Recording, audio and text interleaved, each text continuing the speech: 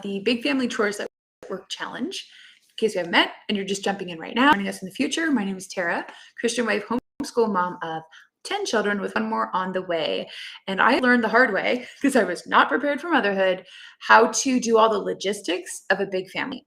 It's so funny because we were only planning on having 3 or 4 kids. That's a whole other God story. But here we are. I've learned so many tips and tricks over the years, so much so that I actually get compliments. People ask me questions all the time, pick my brain.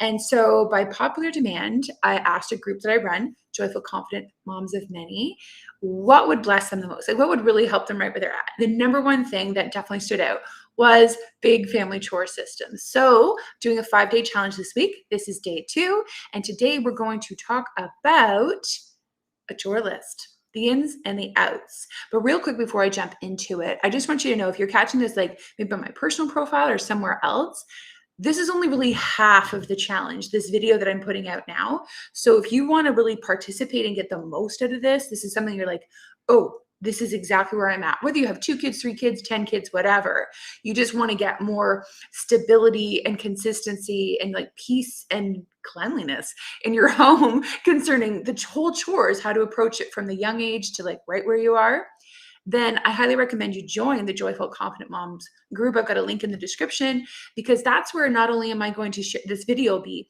but I also have an action item that I post, a written action item every day that helps you really go from oh, that's kind of a cool piece of advice, to actually making it real in your life. Secondly, that's where you can ask any questions and get support. And lastly, we're running a giveaway for anybody who's joining us live while this is happening in August. Then the simple way to join in that, all the information is in the group. So if you're catching this, you want to check it out, you're welcome. It's a totally free group. This is a completely free challenge. It's basically a mini course broken up over 5 days. And honestly, there's so much gold in here I could charge, but I want to bless you moms with this. So I'm doing this on my own time. My 10 kids are kind of all scattered to the 4 winds right now. Somebody's mowing the lawn. Somebody's watching a couple of littles. Somebody else is watching a couple more littles. That's why you're she's got 10 kids. There's nobody around. I have strategically planned this live. So let's get into it. Yesterday, I talked about starting young, and I posted a video. It's so cute if you haven't seen it. Just this morning, I just wanted to show you how I do that with my 19-month-old. Anyway, so cute. If you haven't seen it, go ahead and check it out. Today, chore lists. So I talked yesterday about starting out in the direction you intend to go. And even if you hadn't, because you're kind of oh, my kids are not littles anymore, then this is something you could begin to implement right now. You might want to graduate into it rather than just cold turkey, because it's understandable. Kids sometimes need a little time to adjust. And if you start them out slow and ease them in, then it might, like with anything, they'll take to it more cheerfully. So we have developed a chore list over the years. And, my mom did a chore list when we were kids, and she did it more kind of weekly, and we'd have a different chore on different nights. And that's one way to do it. I'm not saying I have the perfect system, do it like I do, and all will be well. I'm just going to share with you how we do it and some thoughts on other ways it can be done. We have landed on an annual chore list. And it might sound oh, that's so boring, but I'll tell you why, because there's a method to, I don't even think it's madness. I think it's brilliance, quite frankly. So it's an annual chore list, and I design it every September. Here it is. The kids don't know it's coming. Well, they know it's coming, and actually several of them look forward to it because it rotates every September. That's when we kick off homeschooling in our home. So it's kind of the beginning of the new school year, for most people, but they're really excited for it because they know that they've been working on the chores that they had all this past year. And in the summer, I kind of give them their last reminders of hey, if you want to graduate out of the chore that you had this year, you're going to have to earn it. And there's 2 ways that they earn it, where I'm looking for age-appropriate mastery of whatever the chore is. And tomorrow I'm going to get into specifics of which chores do I assign at what levels, and, kind of what ages. How do I sort of discern that? And what if it's not working? Get into that tomorrow. There's only so much time in a live for today. So they have to focus on mastering the skill itself, whether it's a bathroom or sweeping or whatever. And they also have to master their attitude, at least within reason. I'm not looking for perfection. We're all human. I know some days aren't great days, but I'm looking more for a consistent pattern of effort, right? A for effort. And that they respond well if I do need to speak to them privately about their attitude or give them some coaching on the skills. And again, I'm going to do another live of well, how do you train them into that, Tara? It sounds great, but realistically, let's get nitty gritty. How does that really work? Today, I just want to talk about broadly the concept of a chore list and a couple of specifics of how we do it. So, yeah, it's annual. It's self-rewarding because you're going to graduate out by mastering, at least to an age-appropriate level, the skills and your attitude, which is the other half. And I'm actually kind of more concerned with the attitude than I am with the skill itself, because they're going to graduate out, if they've done a reasonable job, but then the chores are going to spiral back in a couple years. So let's say, when you were 9, you did sweeping the kitchen floor after supper, which we do every day around. With this many people in the house, the floor needs to be swept at least once a day. And we have big open concept main level. I'm in it right now. So you're going to come back to that chore probably when you're about 12, because it's just going to kind of rotate through a couple more boys. I have 6 boys, ages 14 to 19 months right now. And we know, I'll talk about when we start them all out tomorrow. But it's going to come back. So they're going to get a chance to do it like at about 9, 10. Then we're going to come back and do it again around 12, 13. And I'm probably going to get one more rotation before like fully an adult. And we'll figure out what to do once they're like adults, if they're still choosing to live at home. Obviously, they're not just going to get a free ride.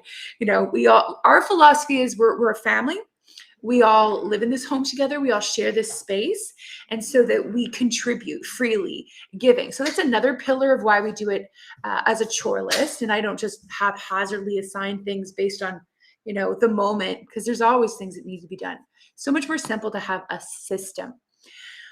We want the kids to, insofar as we can impress it upon them in their developmental growing years at home, that a heart of service. So we chose not to do an allowance. And I'm like, it's kind of controversial. I've been in some big mom groups, like multiple tens of thousands of members. Everyone's got an opinion, and it's okay. Like, we can be friendly about, different approaches as moms and how we do it. And I'm not knocking allowances. Just in the earlier years when my husband and I were like, we got allowances and it was tied to chores. But for us, it kind of became more of an entitlement. And if we didn't do our chores particularly well or with a good attitude, we still got paid anyway. So, not knocking our parents and just saying we saw some of the potential flaws in that approach. So we chose to do it differently. We chose to impress upon them the heart of service, that we give according to our ability and that we bless in our family. And then that's the expectation. If they want to make money, then we certainly encourage them in ways to make money. All my kids at around 11 start with like newspaper jobs here locally. And the keeners, the one who really, really kind of, got dollar signs in their eyes and they have particular things that they want to save up for, it's just like candy.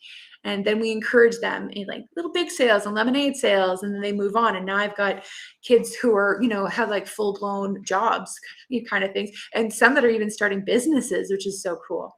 So yeah, the allowance thing, we just chose to avoid it so that there wouldn't be the friction, the entitlement, the frustration. And to be totally honest, with this many kids a couple years ago with just a single income for us, I wasn't planning on paying out, even $5 a week to all these kids, because that was going to add up real soon. We provide everything our children need and more. We're very generous at birthdays and at Christmas time. So we also chose, just kind of for practical financial reasons, to just not go there and set a precedent, because it's a lot harder to take something away, right, once you've already given it, right? Whether it's like a later bedtime or a boundary or cash, which understandably the kids are going to be like, what? You're taking away an allowance? That's going to put all kinds of negative stuff around the chores. So we just started out in the direction we intended to go. So that's pretty much how we do it. And it's worked really good for us in our family, having an annual rotation. The kids know every day of the week what they're doing. Like, for example, one person is on dishes after supper 7 days a week. So they don't have to like look at the list and be like, oh, I forgot what day is it. It creates more clarity and consistency, and it allows them to master the skills and also to work on their attitude. And some of them, deal with that more than others. And we all have, like I said, bad days or a bad week when we're just, not getting good sleep and not really enjoying the chore. But that's kind of besides the point, because in this life, there will be some chores, some tasks that fall to us as adults that aren't particularly pleasant. It's funny because my kids will be like, ugh, sometimes when the chore list comes out, and I'll be like, I get it. There are some tasks with childcare that in and of themselves are not particularly pleasant, right? Like a massive blowout diaper, or even just the daily diapers, right? as like, I get to have an opportunity to exhort them and say, hey, I understand how you feel. At the same time, speaking to you as a Christian, especially for my children who profess Christ, I'm like, some chores, some assignments, some tasks that God has given to us, we do out of like love for God, love for mankind, and we just get it over with because some things just need to be done. And for the younger kids, I'm like, what if mommy only made supper for herself? And said, well, I'm only going to take care of me. I'm only going to clean my messes. I'm only going to eat my food. I'm not going to change. I'm only going to take care of my toilet, not someone else's toilet mess. And then they kind of giggle as they think of the logistics of what if we only looked out for ourselves? What if we really lived in that kind of world? What kind of world would it be? Right? And they start to catch a bigger vision, which I think is so valuable. So yeah, it starts with a chore list, which is very practical, but there's so much more opportunity for character, for theology, for talking about like real life and preparing them for the real world where there will be tasks that fall to them and to them alone. Yeah, I love delegating. And, if you have it in your budget to hire someone to come in your home and clean it every 2 weeks. I think that's awesome. I'm looking forward to that. I've already started thinking ahead of like, what are we going to do when we don't have so many kids at home? Like the season will come. It's not like imminent, but it will come. And I'm like, told my husband, and I'm like, yeah, babe, let's just keep building up our businesses because I'm totally going to hire a cleaner to come in every 2 weeks. Like, it's like a luxury, right? And I don't see any shame in that at all. I think that's wonderful, and it's creating like really great local economy. But anyway, getting a little off track here. Those are my thoughts on creating a chore list. And so if you have any questions for yourself, like that's completely new to you, or you have a chore list, you've been running into problems with it, and you're in the group, feel free to pop that in and share it with us. We'd love to encourage you and support you, kind of help you fine tune it if you're like, okay, this needs a major overhaul. Or if you've been doing the allowance thing and you're like, I'm going to stop that, then maybe, I can talk to you about how I would do that. So if you'd like some tips and tricks and some support on how to do that, you know where to get in the group. Last thing I'm going to say before I pop out here is this. If you've been enjoying the content that I've been putting out, whether it's on my personal page or you're catching this on YouTube or obviously in the group, feel free to invite some other moms. I would have loved an invite to something like this when I was a young mom, especially a big family mom with like I had 3 kids under 3 or 5 under 5. And it can be very isolating. It can be very intense, for any mom, no matter the number of kids that you have. So having support and a sense of community, even if it's virtual, we're still real people, right? On the other end of the screen, being able to connect with other moms who totally get what you're going through, and we laugh together, we can vent a little bit together and support each other in super practical ways. What a gift. It's a totally free group. So if this is on your heart, you've got some other mom friends in your life, like it takes a couple seconds, right, to just click the invite button, and there's no pressure. They get to choose if they want to join or not. They can read the description, see if it's a good fit for them. Like only send out the invite though to people that you think it would be a good fit. Like maybe not your uncle or your dad, God bless them, but this is a joyful and confident moms group, right? My son asked me, he's like, well, would you let a man in the group? And I'm like, probably not. Nothing against men. I have 7 sons and I'm married to a wonderful man. I was like, but this is a mom's group. So, just out of respect for keeping it in the zone. All right, that's what I've got for you today. Tomorrow, what are we doing tomorrow? I'm going to look real quick, heads up. Got it all planned out for the 5 days of the challenge. I already said so. The chore assignments, what age would you start with that? Like what would let's break it down, specific chores. I will go through that tomorrow to give you even more good stuff to help you in your own big family to develop a system of chores that works for you. So that's it for today. God bless you. I will see you tomorrow.